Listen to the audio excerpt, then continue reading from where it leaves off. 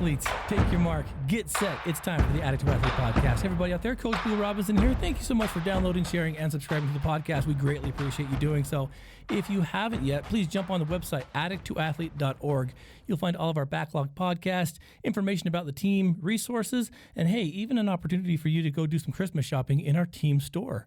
Believe it or not, we have a lot of merchandise in that store, and we can get it out to you before the slate even hits the top of the roof. So please jump on addicttoathlete.org and check that out. Even more so, I want to thank everybody who's been helping us with our Project ELF as we enter the month of December, and we're looking at helping more people. Your charitable donations have really gone a long way to help us, fight some of the poverty, fight some of the addiction, and help these kids get Christmas. So thank you so much for everyone who shared their talents, their times, their resources, and their finances with Addict to Athlete through the Project ELF.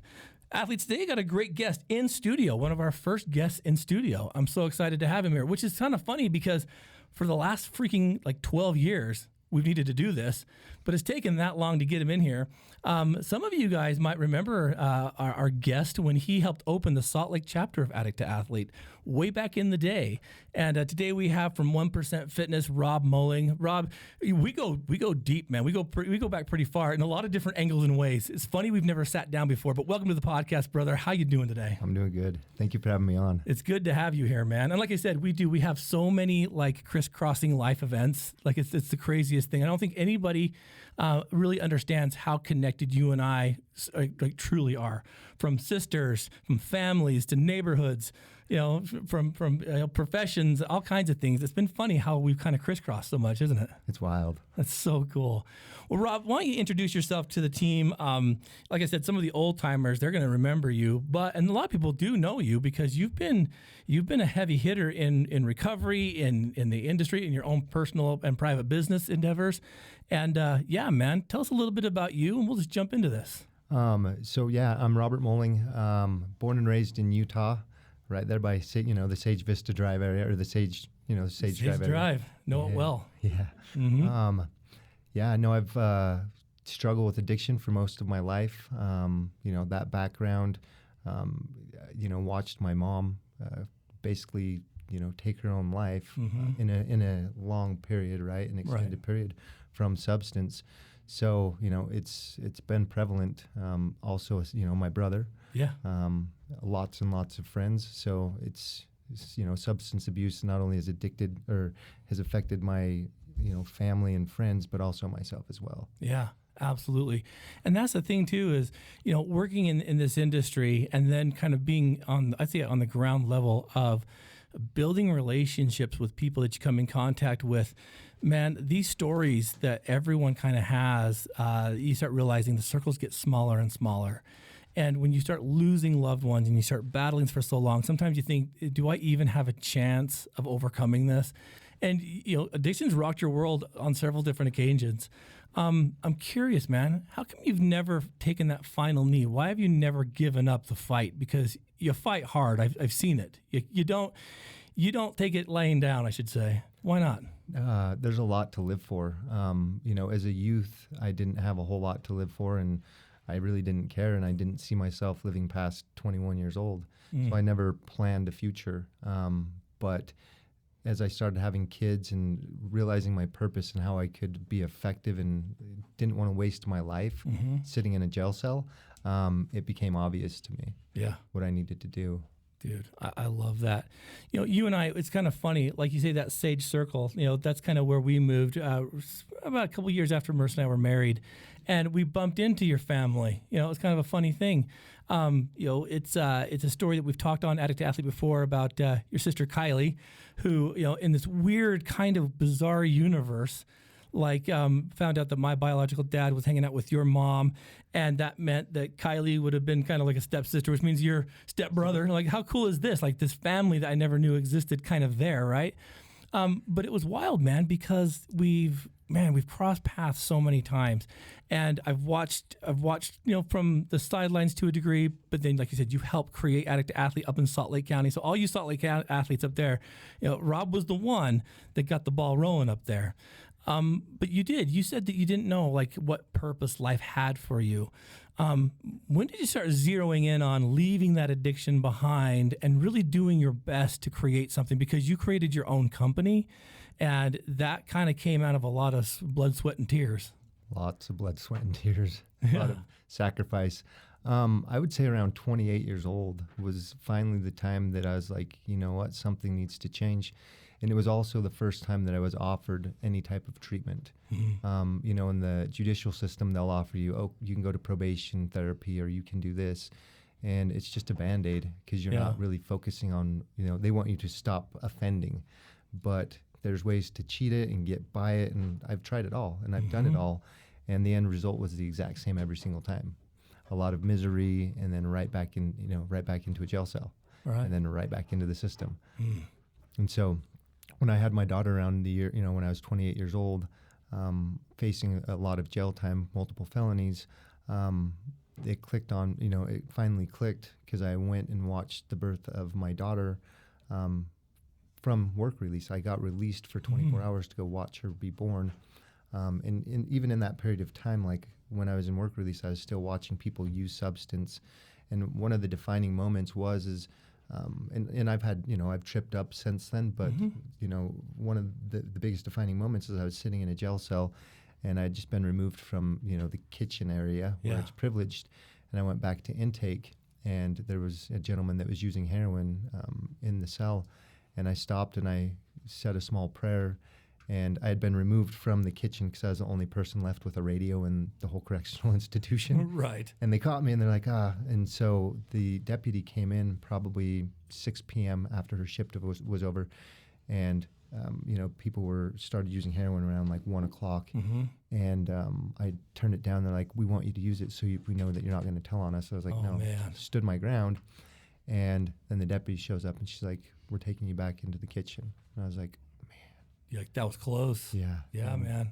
And that's then an answer to a prayer to a certain degree, yeah? It was. And literally in that cell, I put the sheet over my head and just lay there, and it smelled like shit because that's how they were, you know, getting it out of their body. Yeah. And everybody in the room was high as a kite. And as I got moved back over there, I was still facing, you know, I still hadn't been sentenced. Right. And then fast forward, I finally get sentenced, and they say, you can go do treatment. And that was one of the biggest moments that, you know, changed my life, was having an opportunity and knowing the people that I was working with in that treatment center, which was the Haven, that they actually cared. Right. Right. He's going to make me cry. I told you, dude. You're going to make me cry, brother. That's why I've deleted having you on here, because it's emotional stuff for both of us. But yeah. That's the thing, though. Why, Rob, why so long before you think that treatment was available? Because you're right. There's so many things that happened. And trust me, there were things and warning signs way before that. But, like, it wasn't until that spot, that time, when it was finally there. Things have changed a little bit since then. But all in the same breath, how did you fall through the cracks so much? Like, how did you stay out of the eye of authority or, you know, the powers that be for so long? I would say a lot of manipulation, right? Yeah. Like I knew the self-preservation, right? Like, I knew the things to say, I knew the things to do, I knew the hoops that I needed to jump through, and so I did all of those. And I would just move from substance to substance when I, you know, whatever wouldn't show up on the drug test is what I would use, and I did that for a really long time. And I kept getting the same result. You know, I would meet new friends in there, or what I thought were my friends, and then I'd go associate with them on the outs or outsides. And I'd either watch them die or then I'd watch them go back to jail. And there was no point where it was like, this is too much. And I continued that cycle for a really long time. Right. And I think back in, it's been a long time. Originally when I got my first charges when I was, 12 years old, they just put you into probation. And then fast forward to around when I was 18, the first 2 official charges I got were felonies. And so they're like, well, you're not going to be able to do treatment. And so it just progressed, and I kept stacking charges on charges. I'd get out for 2 to 3 months, reoffend, probation violation, whatever the case is, new charges, and then right back up in there. Yeah. Jeez. I think about that too, and I'm like, yeah, like who was watching? And the thing is like really nobody. Like that's the hard thing. Like, knowing some of your background, knowing some of your family, and just kind of what I've been through myself. Like when no one's watching, you do things like that to kind of be seen, even if it's not, the best to, I guess, projection for a future. But when did people start watching you? You know what I'm saying? Like, and I'm not talking about like law enforcement. You said you had a daughter. You have someone now, this new set of eyes watching you. Does that make sense? Like all of a sudden these people, they're like, we need you. They start watching you.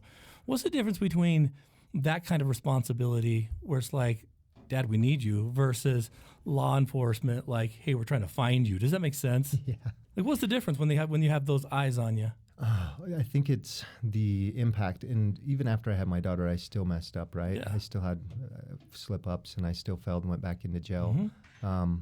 But I think the impact that you leave on them when you realize, you know what, this is another life that's dependent on me, and what I do, they're watching, and they're sponges. Like, even I have a 17-month-old and all the way up to a 17-year-old right now, and everything that I do, they watch. They're watching. And, like with my daughter, she'll say phrases or things, or do specific things, or behave in certain manners, whether it's anger or something like that. They replicate it. They're just miniature sponges. And so when you see that behavior inside of them, you're like, man, what do I need to fix so I don't replicate this same effect on them, and so they have the same failures and issues and stuff like that. Yeah, and again, we'll start hitting below the belt here, because I'd love to know your thoughts on this. That responsibility, I know when I took it upon myself to become a father, like that was a weird thing for me, because I had really crap examples of like the parenting in my life. I was scared of it, man. I was like, I knew it was coming, but I'm like, in the back of my head, I'm like, am I really going to be a parent? Because like dads in my world, they hurt kids. So I'm like, so I'm holding this little infant on a pillow, my 19-year-old now, and I'm like scared to death to touch her because dads hurt kids. And I'm like, it took me a long time to be like, no, those dads hurt kids. I don't have to be that. I can do the opposite. How did you wrap your head around that after kind of, flowing down the same turbulent river that I did to a certain degree? How did you like wrap your head around, like, even, with some of the mess ups, like, dude, I've got to get this straight. I've got to be here. How did you answer those questions? I think the moments when, like, because I went back to rehab and I had to see my child again from, a correctional institution or from that space, and it's like, what trickle effect am I going to pass down, and how much hardship are they going to have to go through because what I've done? And at this point in time, I want to prevent any pain that they're going to have. I want to see if I can prevent that and teach them how to be productive humans. For sure. Not just in the sense of, hey, I'm doing things, but actually good humans that care about other people's emotions and feelings. Because when you're in heavy addiction, you're like, number one. You don't care about anybody else. Mm-hmm. Dude, yeah, I love that, man. I love that. But that's the thing. And I love it, listeners, that you're hearing Rob talk about it. Like, it wasn't just a one and done. There were struggles. And I think sometimes we forget that there's times when that path to recovery is going to be rocky, and you're going to have some down moments. And that's when you really need that support of people to be like, dude, dust yourself off, pick yourself back up, let's go. But you also did a lot of that yourself. Like, okay, I know what I'm capable of. I know what I can do. This is what I need to change. When did you start really feeling the magnitude of, like, I've got to leave this behind, and that means sacrificing the relationships, the friends, cutting off all the ties? Like, when was it when you decided to, like, let all that stuff go? Because that put you on a trajectory to become 1%. Yeah, and a lot of that was supported with the recovery group that I was in. Mm-hmm. So I went from 3 months of treatment, which I got kicked out on the last month, and it ended up pushing me to go into a sober living for 18 months. Right. And the impact that I got to have with the other men that were suffering from the exact same thing that I was suffering in from. real time, right? At sober living, yeah. Oh, yeah. And none of them knew how to eat. None of them knew how to cook. And they didn't know what direction to go. And so I had the opportunity to become a sponsor. I worked with other men. And in that process, it made me discover certain things in myself, like, self-hatred and different things like that. Because there's so many times that I'd pass by myself in the mirror and I wouldn't even look at myself. Right. And I'd just be like, oh, my hair's good. I look okay, cool. And there's no attention to who's actually behind the eyeballs. Right. And what's behind that and the soul that's inside. And so, like, shoot, all the way leading up to 2018, 2022, 2019, like, there was still a lot of self-hatred for, like, the damage that I'd put, other, multiple women through, with my infidelity and stuff like that, the struggles and pains that I put my kids through, that most of it's unrepairable, right? Yeah. But Feels like it. It does. And you can go back, especially with kids, because they are resilient. And what they see now is a completely different person from what I was then. Man.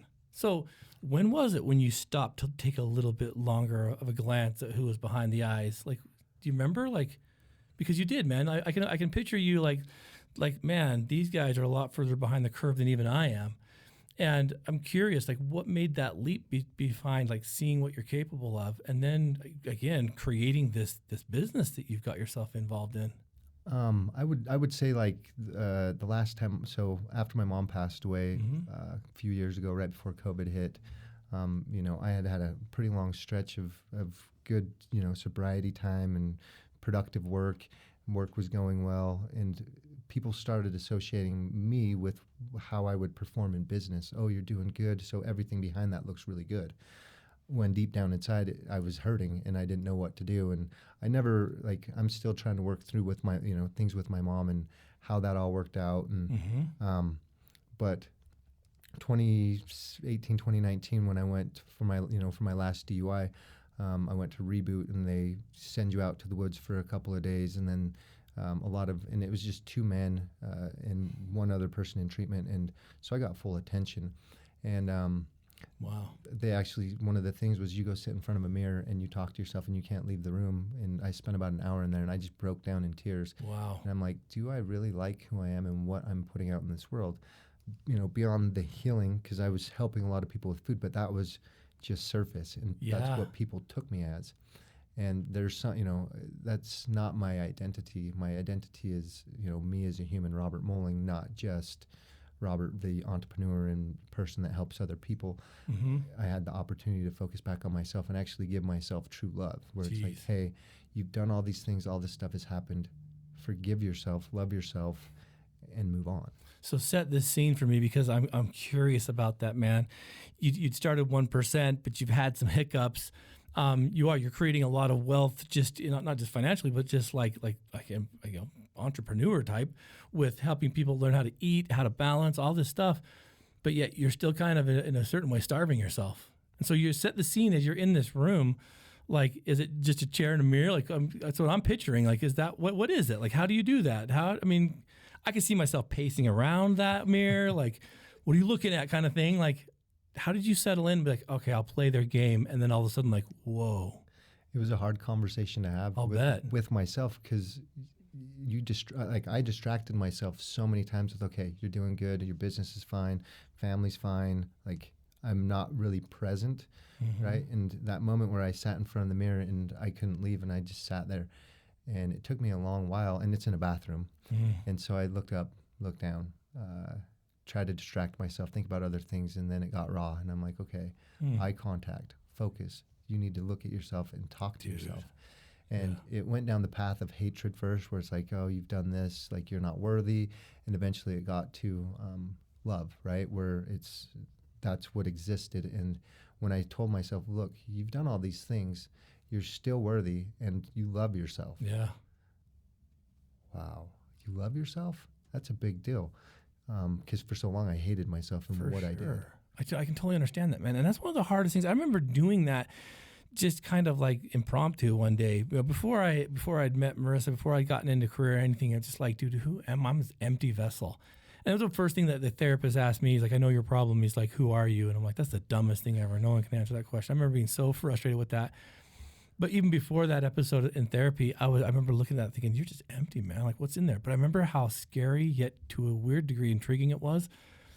But I can't imagine that. But you eventually got to love. Did that shock you? Like, wow, this is real. This is raw. It's there. Yeah, I didn't know that it existed that whole time, because everything, you just keep moving through life. And you're most commonly, your internal spirit and soul is the last thing you focus on. Exactly. And when that moment hit, and I was like, you know what? You're worthy. You love yourself. And full-on conversation, like, I don't know, schizophrenic, but it was almost like full-on conversation. I'm like, Rob, you need to stop. And I cursed myself out, and I'm like, let this shit go. Yeah. Get over it. Absolutely, man. Yeah, that to me is intense. And listeners, if you've never tried that, I mean, Rob's talking an hour. I challenge you to 5 minutes. But like, I can't imagine like what happens when you start to allow yourself to become one with yourself. I mean, that's the pursuit, right? Become one with you before anything else. So then, Rob, why as men, why do we avoid that kind of conversation with ourselves? Because it took me years to do it too. It took you years to do it. Why do men avoid that kind of emotional conversation with ourselves? I think it's because of the stigma. Men are supposed to be tough. Men are not supposed to cry. If you cry, you're weak. If you show your emotions, that is a place where somebody can get you, or you know what I mean, like where use it against you. Yeah. Yep. See, and I hear that a lot, and I'm like, and I don't think we need to be the big piling, ball of tears, but I also think we need to be emotionally congruent enough to be emotionally intelligent enough to like understand what we need. So how hard was it for you to ask for something that you needed from someone else? It's still difficult. Like Yeah. I'll ask for things, but I try to figure out how I can provide it to myself, so I'm not a burden on somebody else. Gotcha. What do you think of that thinking? It's terrible. I do it too. We all do it. All these guys, we all do it. But that, why? Because does asking for help, does it seem weak to us? Is that, I mean, what is it? It's got to be. I would say, it's because it shows a sign of weakness, and then that's almost failure, right? Because it's a place of failure, but the reality is the revelation of gratitude for failure is one of the like. I'm in a couple like that group that I went traveling with, and they talk about the list of 10 things you're grateful for every single morning. And if you find yourself in a space of like anger or like just where you're not good emotionally, jumping back to your gratitude list and saying, okay, what am I grateful for? Because those things can be taken. Oh, right? easily. There's one of the things, and this is a constant battle. Like I still do it on a consistent basis to remind myself what I'm grateful for. And sometimes I'll even shower, like I'll do my whole entire shower with my eyes closed just so I can recall why I'm grateful for my vision. Because I could lose that at any time. Oh, yeah. Random Dude, yeah. BB or whatever. Yeah, who knows, for sure. So that's the thing. So, shifting gears now, because I want to get to that trip too, because I'm really intrigued about what you learned. When I found out you were doing it and what you were doing it for, I'm like, this is going to be huge. I want to hear about this. Why nutrition? Why 1%? What was it about that? Because I always thought, man, you're going to go into those bodybuilding, you're going to do all this other stuff. I didn't really, I mean, when you started building this, I'm like, this is the coolest thing ever. And it made sense to me when Kylie came to me and like, hey, Rob's doing this. I'm like, dude, that's freaking rad. Because not a lot of people, no one was doing it when you first started that. So tell me a little bit about why that. Was it because of what you found in the men's sober living where you're like, you guys have no clue what you're doing? What was it? What sparked that thought? Well, I discovered, because I cooked for Kylie, for like me and my brother used to ride bikes to the store to pick with food stamps to get food for the family. We would cook, and so I learned early how to cook. As I moved forward, I discovered that it's one of my love languages, being able to provide something to somebody. Yeah. Better so is it also is nutritional, and it helps support them and get them through life. Absolutely. And so it's a necessity, right? We need it. Yeah. And so in the sober living, like I had 7, 8, 9 guys, like, and it was a large facility, and I'd have just tons of dudes come down to my apartment. Well, it's not really an apartment. It was like a studio apartment with your space. Yeah, my room was like a closet. And it like I'd have a lot of guys come down, and they would eat, and they'd be like, wow, what is this? And like I would feel good knowing, hey, yeah, I spent my money on it, but I know that they've just had a hot meal. Yeah. And so then we did like a Thanksgiving event, and I cooked for everybody, and the gratitude that came back, hey, thank you so much. And I was like, man, there's something here. This is cool. I feel that. And so one of my, I worked with a couple other gentlemen, because my company started accidentally. I did personal train first. Yeah. And a couple of guys jumped on, and then I started having them pay for my food. And then one of my treatment counselors, Josh, he was one of my first really large transformations, and he had substance abuse and meth, right? It was his drug of choice. And he was able to drop 100+ pounds in 6 months, and it completely changed his whole confidence in himself, how he felt, period. And he's still up there as one of the head people up at that treatment center. And so that shift in his life, because most of my life, I spent selling things, substances. Yes. Because that's just that's when means you need to to an make end. money. Yeah. And so I discovered a way where I could help people instead of hurt people. And so, as I've progressed over the years with the company, that's one of the major foundations is how can we help more people? And like we do a 6-week transformation challenge 3 times a year, and and this is my favorite part because I get to actually consult with all the participants. On my usual meals, I'm not seeing any of the customers. Yeah. I'm typing on computers. And so each time we do the challenge, like I've made so many really, really good friends. That's awesome. And watched them, transform their lives. And they're not just transforming their lives, it's the family members that are like, man, I see what you're doing. I want to jump on board. The kids making new choices. And so I'm having, at the end of the day, when I die, the impact that I have on all these different people, it's energy, right? And it keeps flowing and flowing and flowing. And so maybe five generations down the road from now, because I changed one man's life, it may affect his great grandkids. Yeah, exactly. And that's cool. 100%, man. And that's why I love it. 1%. Tell me the reason why. Why the name? So in 2013, there was a statistic that was done that said 6% of the population do enough physical activity to consider themselves physically fit. 6%. 6%. Oh man. And out of that 6%, 1% of the 1% of that 6% actually do it for a period of 18 months or longer. And so when it started, it was, hey, we want you to be that 1%. We want you to be the best. And over time, it's kind of evolved to a 1% modification on a daily basis will make you a much greater person. I love that, Rob. That is awesome. That is cool. So yeah, 6%, but then that 1%. And if you can be that 1% consistently, that will eventually lead up to 100. That's freaking rad. I love that. And so tell me a little bit about it. You guys make meals. You send them out. You ship them out. I've been the recipient of this many times. It's fantastic. It's gotten to a point now where it's so important that we pay attention to this. Why do you think so many people in addictions neglect that aspect? Oh, because it's difficult. It costs money. Time, learning curve. Yep, learning curve, convenience. And in addiction, your main focus is substance, right? Yeah. If you're a heroin addict, it's how do I get heroin? And the food comes way down the line. Oh, yeah. When I was deep in substance abuse, like my diet consisted of Cocoa Krispies and everything sugar. Yeah. Because again, it's another stimulation. It's Totally. another drug. 100%. Yeah, and that's something I've got to take heed to. And that's the thing too, is like I do think, listeners, if you're hearing this, and we'll give Rob's information about 1%, getting the diet right is crucial. I mean, because your body's been depleted from so many things that, like, and I'm kind of one of these things where people in addiction have the yum gene a little bit too deep, right? It's like everything's got to taste good, smell good, be good. It's like, oh, I don't want to eat that. I mean, quinoa, what that crap is that, right? But it's kind of funny because the stuff you're creating and you're making, man, like it is really good. And you can feel the effects of it within a day or two. Like you can feel like, man, I do feel good. And, you don't need as much. The portion sizes are perfect. Like I noticed that, like when I was doing it, I'm like, I'm not hungry.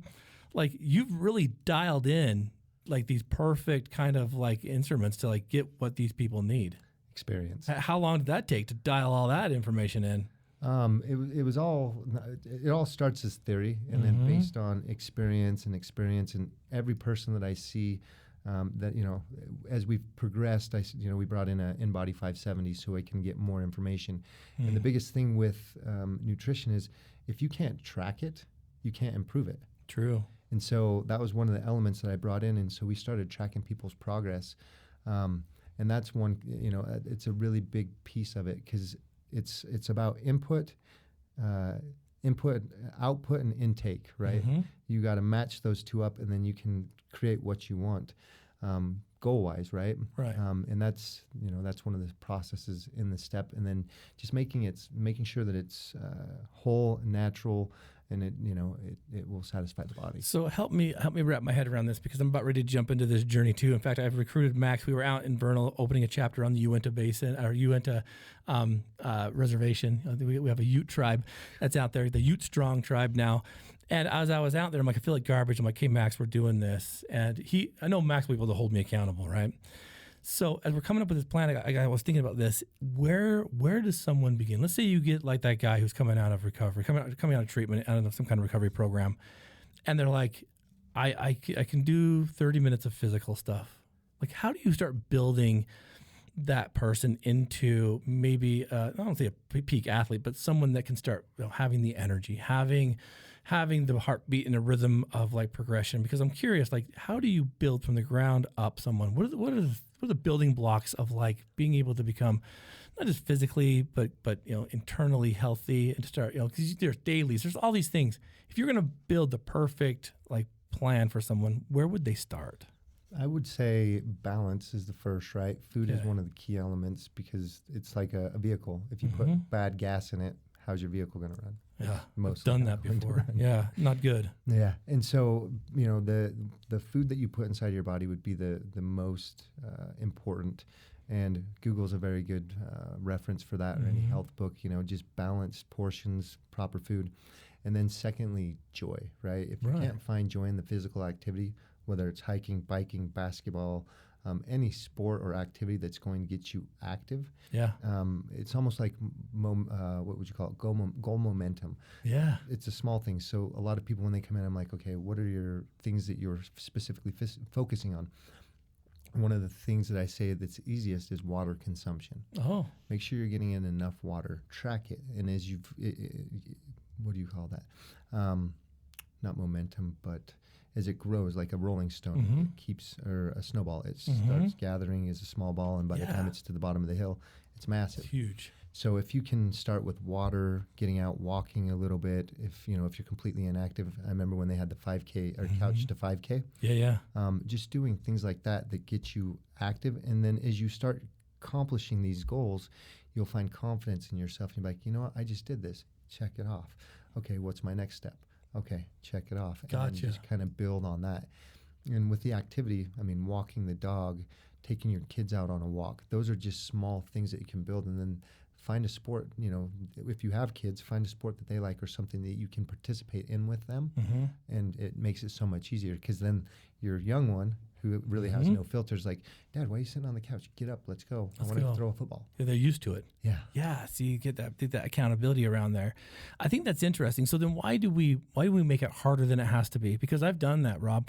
I've gotten on and I've gone down Google like rabbit holes, and I'm like, crap. Now I've got to do intermittent fasting, Atkins diets, all this stuff. When really it's not like that, is it? It's like, to balance yourself. Like you said, stay away from all that processed stuff. Like that, you're right. It's an addiction in and of itself. In fact, I think sugar addiction, Rob, is probably worse than anything else. I mean, this country that we live in is rough that way, isn't it? Oh, it's bad. I don't think as many people realize how addicted to sugar we truly are. Would you say that's true? Like, we don't realize how much it runs us. Oh, absolutely. That's so crazy. So, you create these things, and we'll put all of Rob's links and stuff on this podcast. You guys prepare this, you make the preset meals, you send them out. Like, what are you hearing from people as they start utilizing this and doing it for a duration that they can see like the benefits of it? What do you hear? Lots of smiles, lots of confidence, happiness. I've had a wife come in and be like, you saved my husband's life. We've done medical studies, we've worked with cancer patients, the whole 9 yards, from 12-year-olds. I think our youngest was a 12-year-old football player, all the way up to like 86-year-old people. Yeah, elderly. And so like commonly it's, oh, my pants fit better, I have more energy, I look better, people are complimenting me, all those things. I heard one story of a guy that was doing that, and he was like, I'm no longer pre-diabetic anymore. He reversed some of those pre-diabetic type symptoms because he was watching what he was eating, and he became balanced. He could track it. He could track your portions better, and he knew that anything outside of that would be like, hey, be careful.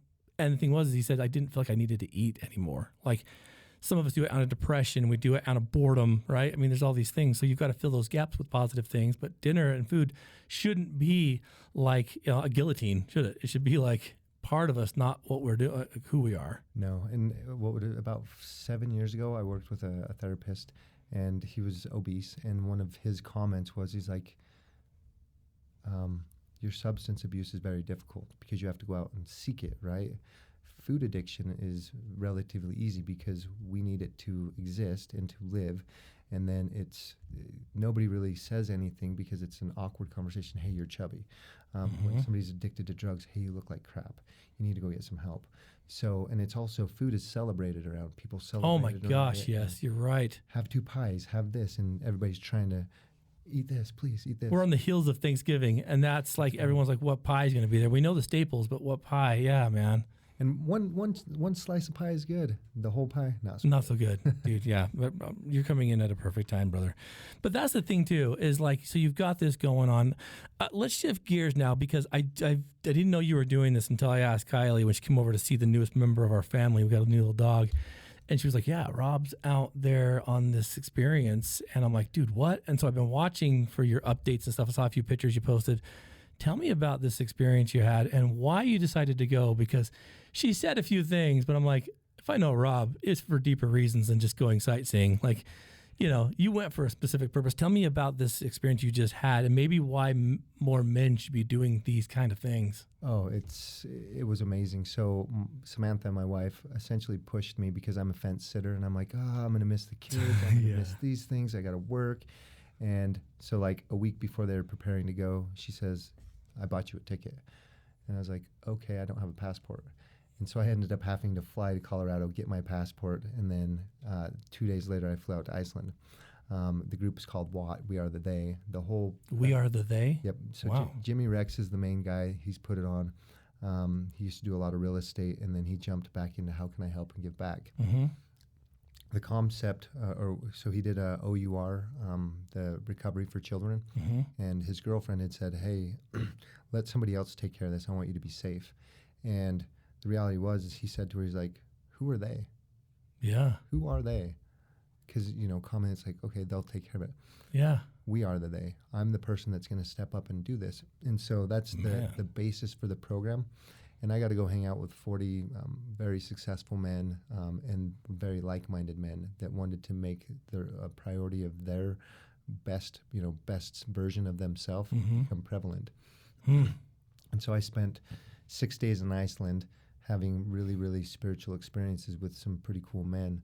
At the very end, everybody gathered up and had to say 5 things, or the person in the center had, the group of 40 men, they get to say 5 things that they appreciated about them or looked up to them about. And so it's really cool having men get that vulnerable and then be like, "Hey, here's a compliment. This is what I like about you, and this is what you did." And so that was really one of the key elements of it. How was that for you, man? Awkward. I'll bet it was. But you're like, I could see you being like, "Oh, this is part of this." But all in the same breath, as they were giving you what they appreciated, like, what did that feel like? Because these are strangers at the beginning of the 6 days. Yeah. But at the end, what is it? They're brothers. Yeah. When I went in, I knew one gentleman, and the reason I started the group was because I'd seen his transformation and what he had changed to do. Like, he ended up doing an Ironman. And so not only do they tell each other what they like about them, each other, and support each other, but it's, hey, let's get to a next goal. Let's make you a better person. How can we become better people together? And so that's really cool because now it's community, because men in general, they isolate, they get married, and family becomes the main thing. Yeah. Unless you're, in the church with, the elders quorum, or if you're in the military with your guys, or jail, you're in jail with the dudes, or gangs. Yeah. Because the biggest thing that I discovered from there is, like, I have a very deep concern to belong, right? Like, I want to belong to something that's doing something. And so in life, as I belonged in jail, I belonged with these groups of people that did these things.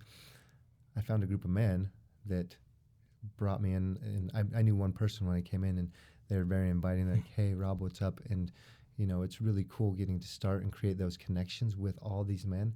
And they have no reason to, had I been walking by them and, on the streets passing, they would have never said anything. Exactly. But having the opportunity to connect with them for a full 6 days was really, really cool. I can only imagine what that would be like in a place that's kind of very overwhelming visually too. Like, when you say that, to find yourself spiritually, in Iceland, there's a lot of spiritual, I think, connection that can be made there. What are some of the things that you notice of, like, dude, first of all, it's your first time ever leaving the country, right? There's a lot out there, Rob. There's a lot to this world. What did you think, man? You're like, dude, we're still flying. Like, holy crap. Like, there's water under us. But then you land at this place. You're like, what stood out to you about, like, what's out there? It was like just enormous beauty. I'm a nature person, and that's where I find my spirituality. We thought we had greenery here, huh? Oh, man. Not even close. Not even close. But just so when we went, Mike had booked, like, we weren't supposed to go on a boat or go, any excursions. We ended up booking a because we got there one day early. We ended up booking a boat trip to go look for the Northern Lights, and we were the only group. 6 of us were the only people that saw the lights. And we went and took 2 other attempts, one by boat, one by monster truck. Nobody else saw it, which was really, really cool. We went the Blue Lagoon. What's that like? Because I've always wanted to see that. It's got to be overwhelming to like. I mean, we're not too far away from Alaska, but we are far away from Alaska. When you see that up there, you're like, dude, I've read about this. I've seen these in pictures. It doesn't do it justice, does it? When you're looking up there saying, what is that? Yeah. It's got to be overwhelming. Like, holy crap. Oh, it was wild because everything was everybody started using the word wild, but it was, as you look up and you're like, man, I'm really not that big compared to everything that's out here. And the lights are just dancing around, and not a whole lot of people see them, and it's on a lot of people's bucket lists. Mm-hmm. And so I have a lot of gratitude for having that opportunity to be up, just to look up and just, because, we go out and look at the stars. There's no light pollution, and it was just beautiful. Oh my gosh. It was silent. We were on a boat, and, You're just like, cool. This is it.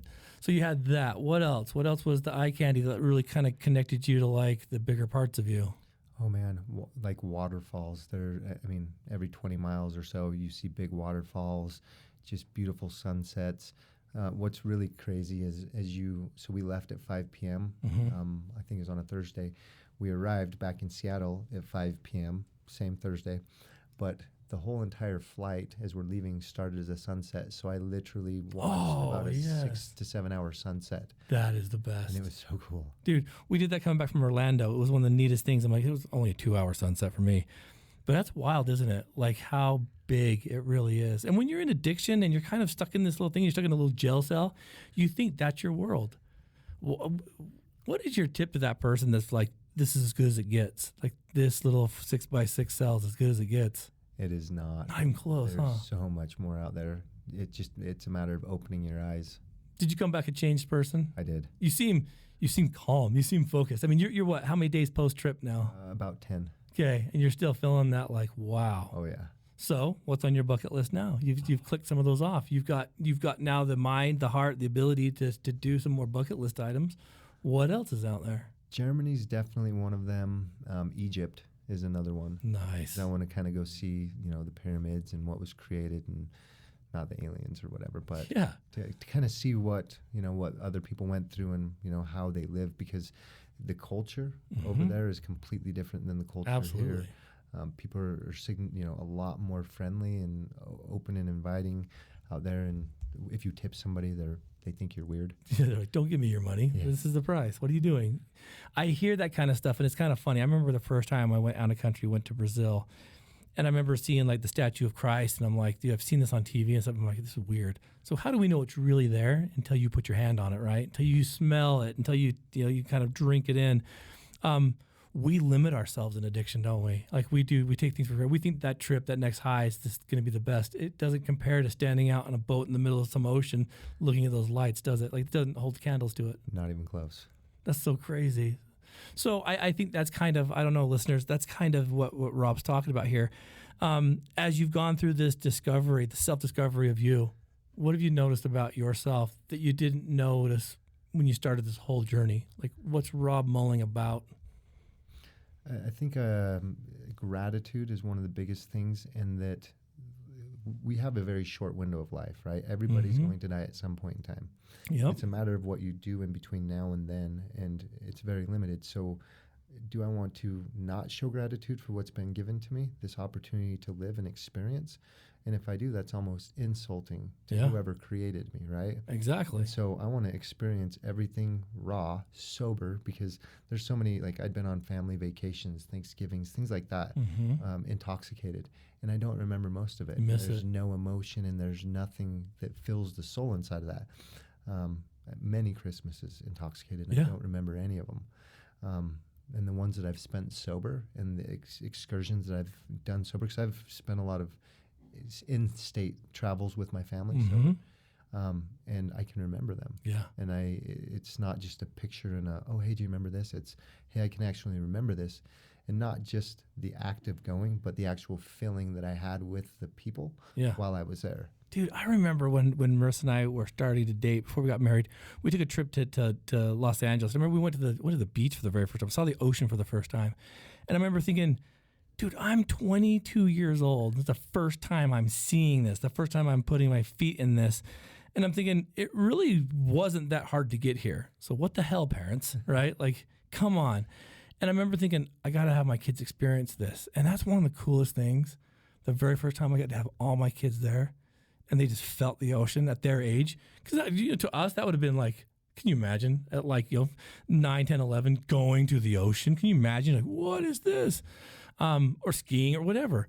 Like, when you do that now with your kids and you show them these things, like, what does that do for you? Because you didn't get that stuff. No. What's that like for you? Seeing it through their eyes. They light up. Oh yeah. It's cool. It's when we're born, we get to see everything is new, right? Mm-hmm. And then you get stuck in that path where it's like, oh, had this before, done this before, not too cool. Mm-hmm. When you get to watch them experience and their eyes light up and they're like, wow, this exists, this is real. There's a feeling inside of you where it's just like, wow, I helped create this and I made this possible. Yeah. That same feeling you had looking at the Northern Lights, same feeling you had stepping foot on another place outside of the continental U.S. I think that we've got to do that stuff, Rob, to keep us from getting, I think, typecast and stuck, don't we? We got to have firsts, new things. We got to stop being afraid of what's out there, don't you think? Yeah, because if you're too afraid, you're never going to experience. One of the other experiences that we did, and I spooked myself. So I got scuba certified, and I've done one open dive in Hawaii. Oh, man, yeah. And it's next level. And so we weren't able to scuba, but we were able to snorkel because you have to have a certain amount of dry suit certifications. Mm-hmm. And just before I went, I'm like, oh, I'm going to die. My body's going to lock up. It's too cold. Yeah. I got in the water, and it was nothing what I had built it up to be. Really? Oh, yeah. It was, I mean, my face got cold. My hands got cold. But just looking down where Eurasia meets America in the continental divide. And The looking line. down, yes, and it's clear water for miles. Holy Maybe cow. not miles, but it's a good distance. And just seeing and just being like, wow, I can overcome this. But Holy cow. It's so brand new. So when I got my scuba cert, I was terrified. I had a couple of experiences with that. And what I realized from that is it's a whole new, like Little Mermaid things. Yeah. It's a whole new world. Whole new world. Everything in there was exciting. I was like a 5-year-old, just experiencing something for the first time. I was looking around. My attention was, my attention was specifically focused on that. Nothing else in the world mattered except exactly what you're doing. But when I was in Hawaii, you're about 40 feet deep, and you can't just pop all the way back up to the top. Yeah, you gotta go And slower. I Yeah. got kind of an odd-shaped forehead, and so my Yeah. goggles didn't fit. And so you have to overcome. It's almost like a meditation where you have to find your center, Mm-hmm. calm yourself down through breath, and realize, hey, everything's going to be okay. I'm in control and of then this. you move on. Yeah. But so I went down twice in Hawaii. The second time I went down without failures of the goggles, I was able to center myself, and the things that I saw, like I saw a turtle, and things were just beautiful. And I was like, man, I've never seen this before. Because before when I was on in the ocean, in the water, I didn't want to go further than 10, 15 feet because I'm like, what's under me? Dude, What's under there? And then once you have the opportunity to see that it's really not that scary, you're like, man, I built up a lot of hype behind nothing. Oh, man. We do that so much in life, too, don't we, brother? We always catastrophize the absolute worst. Then we experience it, and we're like, well, that wasn't too bad. So why waste time focusing on the stuff that's probably never going to happen or psyching ourselves out? Like you know what? Recovery is going to be too hard. Sobriety isn't going to be as fun or whatever. Like, that's all lies, man. Until you experience it, until you see it, until you dip your toes in it, you don't really know. Oh yeah. We don't give ourselves enough opportunity to do new things. Yeah, and it's like nobody's gonna like me if I'm sober. And I'd convinced myself so many times I operate better when I'm intoxicated. I can get so much more. Yeah, I've said that. I remember saying that myself, man. I'm a better person. I'm more jovial, whatever. It's all lies, man. But I think, listeners, if you're not getting anything from this, get this. And that's what Rob's saying. Go out there, it doesn't matter what age you are, and see something new. Those peak experiences, they're not going to be had in your room. Like, you've got to get out. I mean, you say that too. It's like, well, people go out there and they see the Northern Lights maybe all the time. But do they appreciate it still? We go and see these mountains right behind us all the time. I think people that have those addictions, those things where they start seeing gratitude in everything we do, I always look at the mountains. I'm sure you do. I always, when it's night time, look up at the stars. Like what Rob's saying is, don't take anything for granted because it can get taken away, and that gratitude list should be more than 10 items, but at least start with that, right? Oh yeah. And I refresh my 10 every single day, and I love it. Try not to add the same ones on. But I'm really grateful for my family. Yeah. And, you know, in relationships, most people with their partner, once the, you know, boyfriend or girlfriend leaves, they don't care until the person leaves, and they're like, oh man, I really want you back. Come back. Yeah. Well, why didn't you appreciate it when you had it? Exactly, man. That's like anything in life. So don't take it for granted. I love that message, brother. And I love the fact that you've been able to share those experiences with us. And so how do people get in touch with 1%? What's the best way to see what you got going over there? Because I do want people to check that out, because, man, it's a good thing. I've enjoyed it. So Instagram, 1% Fitness, number 1, and then % Fitness spelled out. 1percentfit.com is our website. Okay. I love having people come in and meeting new people and helping them devise how to get to where they want to go. Brilliant. So I always, when somebody comes in, I'm like, here, first one's on me, enjoy the meal. If it makes sense, then let's work together. If it doesn't make sense, let me give you some knowledge. Yeah. As long as I can provide something from our interactions, that's what you've done for me, man. I mean, I had to go on this elimination diet. I'm like, this makes zero sense to me. And so for like 3 weeks, 4 weeks, I remember just like flooding you guys with stuff. And it came and it was fantastic. And I'm like, hey, now I can learn. And that's what it's about. It's about learning how to take care of yourself that way. And you guys, we neglect our nutrition so much. It's such a big thing. I mean, without the proper nutrition, you couldn't even been out there doing all that stuff. You know, we would never have had the energy to. No, and the thing is you don't have to be perfect. It doesn't have to be 7 days a week. I'm counting my calories every single time. It's a balance, right? Like 80% of the time, because I have kids, and I still eat, you know, Rice Krispies or Cocoa Krispies occasionally, but it's not every single meal like when I was in addiction. It's not 9 bowls in a row. Yeah, absolutely. And I think sometimes when we try to go cold turkey like that too, you know, the all or nothing thinking, dude, that messes us up. You know, we're a lot more complex creatures than we think. Listeners, you've been well fed. Rob, thanks for taking some time out today, man. This is going to be, the first, but many more to come, because we haven't cracked the surface yet. But listeners, check these websites out. Jump on board. See what Rob's got going on at 1% Fitness. Follow. And we'll probably see if we can get you in here to have a little conversation with the athletes themselves, even personally, sometime soon. We'd love to have you guys come in and show them what you've got. But more so than that, athletes, really take care of yourself. Go try something new. I want you guys to take Rob's advice. And for the next couple of days, I want you guys to jot down the 10 things, maybe for at least 7 days, to 10 different things every day that you're grateful for. I see a lot of people doing that on Facebook right now because it is November. But share those with the people that you love and prove to yourself that you can do it. There's a lot of stuff to be appreciated out there, and gratitude lists that can be made that, like he says, goes well beyond 10. But athletes, until next time, please continue to turn that mess of addiction into the message of sobriety. We would like to thank our Patreon subscribers. If you're interested in becoming a Patreon, check out patreon.com/Addict There you can see our fundraising platforms and gain access to all of our bonus episodes and receive exclusive A2A swag. We'd like to thank our superfans: Karen Hardy, Steve Riggs, Tracy Whitby, Jerem Thurston, Tara Butson, Holly Davies, Scott Foster, Brett Frew, Chris Williams, and Sensei KP Brown. Then our rookie levels: Sione Mary Inuk, Sherry Polson, and Earl Dyer. Pro level: Andrew Baird, Wendell Wood, and Gary Thurston. And champion level subscribers: the Robinson family and Ron and Dee Loesch. Thank you all. Check out patreon.com.